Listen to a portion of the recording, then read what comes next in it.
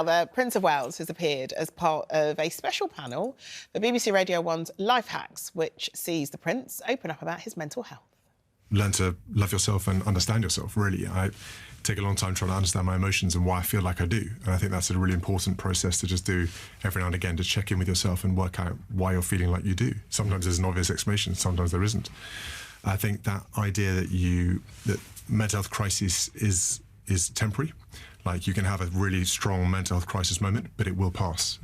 Yeah, I've spotted Professor Green on that panel as well. They're sitting down with breakfast show host Greg James. So how often do you sit down and check in with yourself, and how easy is that for you to do, B?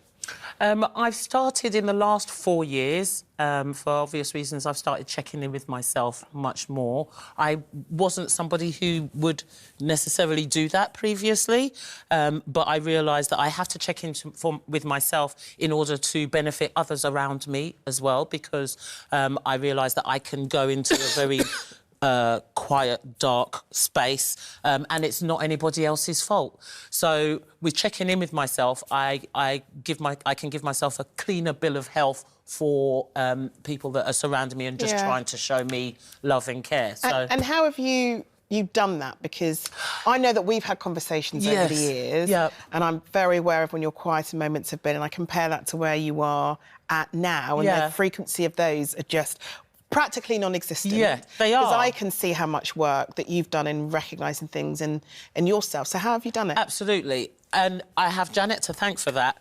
Because, you know, we had a show once, and Janet, I always see her, she's saying that she makes her notes in her journal and things like that. So I started doing the same thing, and I write things down, and I write down positive affirmations that I want to see happening. I try not to dwell on what's happened in the past. I know that the past is what's made me the person that I am, so I will never forget that but I have to be able to move forward positively as I can. I said to Brenda at the time, because she was very upset, and she was kind of going round in circles, a bit like being in a blender or permanently on.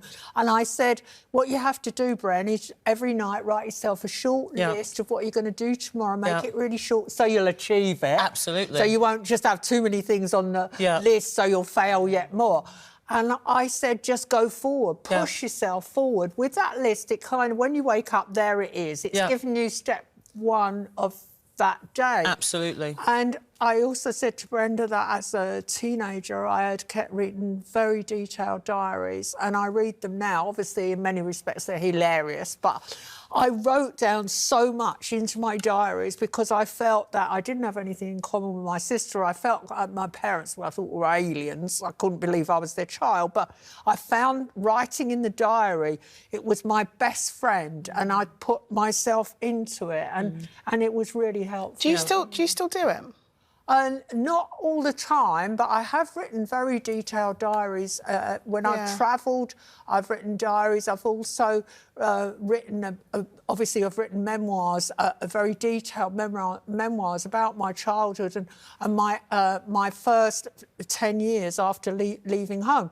So when Prince William says check in with yourself, I kind of have done that on a rolling basis. And I now analyse myself. I know my shortcomings. No one could tell me my shortcomings. I know all my shortcomings. I'm aware of them. Somehow sometimes I can't control them. They just happen. I just say things and do things. But afterwards, I think I've made a mental note. But I am self-aware. And I think also in my life, I've lost friends. I've split up with husbands. It's been quite tumultuous, whatever the word is, turbulent, my life. And it's gone at the same time as a very demanding career. So what happens is you could get lost in all of that and be like Brenda was when she was so low, go around in circles.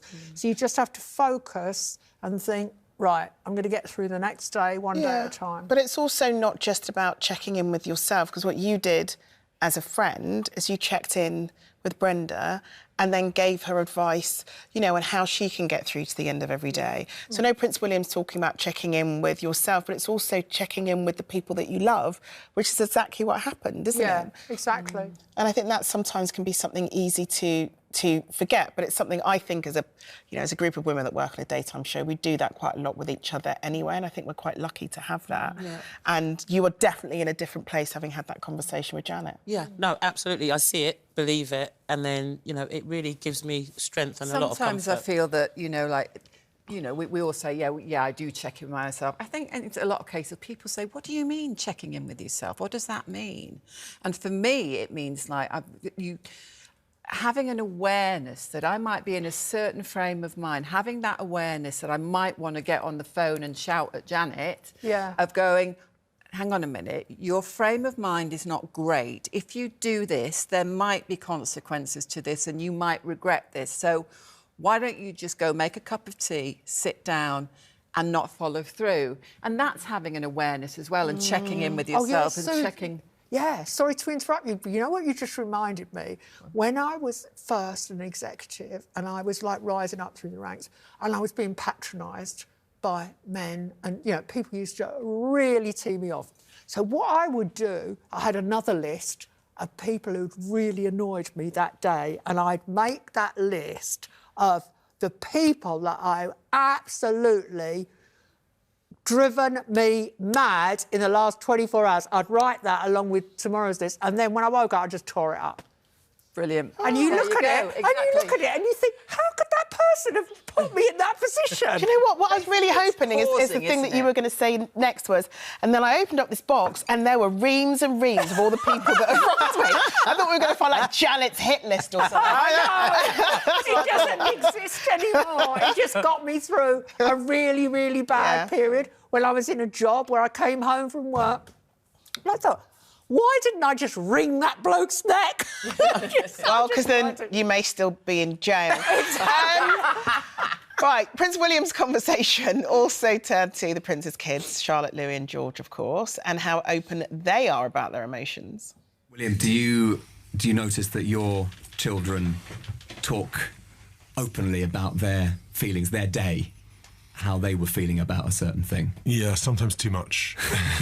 To get all the details, which I love. You know, it's amazing, and being able to understand it, have time with it, decipher it sometimes, because like the guys are saying, you know, it's you feel a sense you need to fix it for everyone, and that I find quite difficult. I have to remind myself, you know, you don't need to fix everything, but you do need to listen.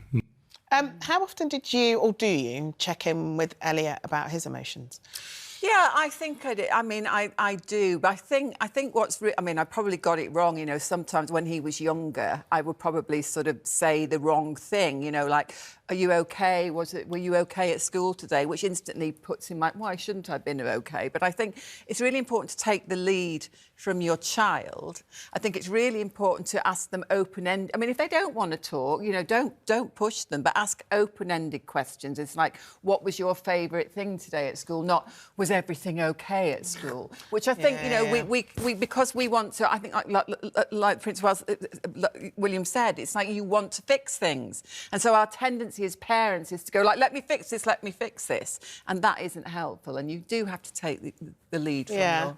I mean, interesting, you both have talked a lot in the past on this programme about the fact that you grew up in households where you didn't really talk about feelings, and B, you've spoken before about the impact that had on you talking to your own kids about their feelings. I wouldn't speak to my children about my feelings or what I'm going through, because I'm like, you're a child, let them be a child and don't put that adult responsibility or into their minds. But I do wish that I had more conversations like that with them, just to ask them, you know, if you got a boyfriend or things like that. I wouldn't even ask those sort of questions. And I find myself now with everything, like I said, the last 4 years with Tanisha, I am very aware that I need to check in with her, and I do ask her. It's not an open-ended. I literally come out, are you okay? Is there anything that you want to talk to me about? You know, and I'm giving her that opportunity to do her own check-in with herself. Yeah. And I have to respect her wishes if she doesn't want to talk about things like that. But it's knowing, it's just having that awareness and showing her, well, if you do, then it's okay to talk. Exactly. And I think that's really important. But the one thing I'm very open with the kids about feelings, and I want them to be open with me about how they're feeling, especially everything that's happened in sort of last 6 months. I always want them to make sure that they feel like they can talk to us about it. But one thing I'm always really mindful of is not putting my feelings onto them. So Alfie gave a reading at my dad's service, and people kept sort of saying to me, "Oh God, is he not nervous?" And I'm like, well, he's 8. He doesn't know what nervous means, so it's not a word I'd use around him. I asked him if he wanted to do something. He said yes, so I make him feel as though he will absolutely smash it and he'll be amazing. I don't want anybody saying to him, "Oh God, how are you feeling nervous?" Otherwise he'll be like, "Oh, am I supposed to feel nervous? Is that what I'm supposed to feel?" I'm a really big fan of them sharing their emotions, but also feeling empowered and not have people push their own emotions about public speaking, for example, onto my children, which is important, isn't it, Janet? Yeah. Because, you know, we also have to empower kids as well as making them feel like they can be open about stuff. Well, I don't think I ever had a conversation with my mother about my feelings, ever. I certainly cannot remember as a child the idea of my household sitting round Sunday lunch or Sunday high tea and discussing our feelings is just laughable. Laughable. Laughable. My mother would rather talk in Welsh to her sister or the budgerigar than discuss her children's feelings. It just would not happen. And then you have to remember that my dad had served the war in Burma and come back from Burma he'd been through a traumatic experience that he was unwilling to discuss with us at all.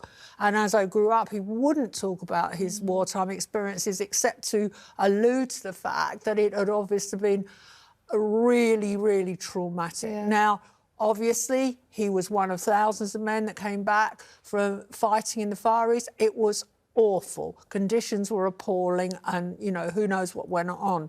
So he was closed down. Yeah. My mother and he did not have a relationship where they discussed, where they treated the children as worthy of being included in a conversation about emotions. It just didn't happen, which is why, if we go back to the previous thing we were talking about, I kept a diary. So I had the diary to talk to, and that was fine. That was good enough for me. Oh, I'm glad you found a way.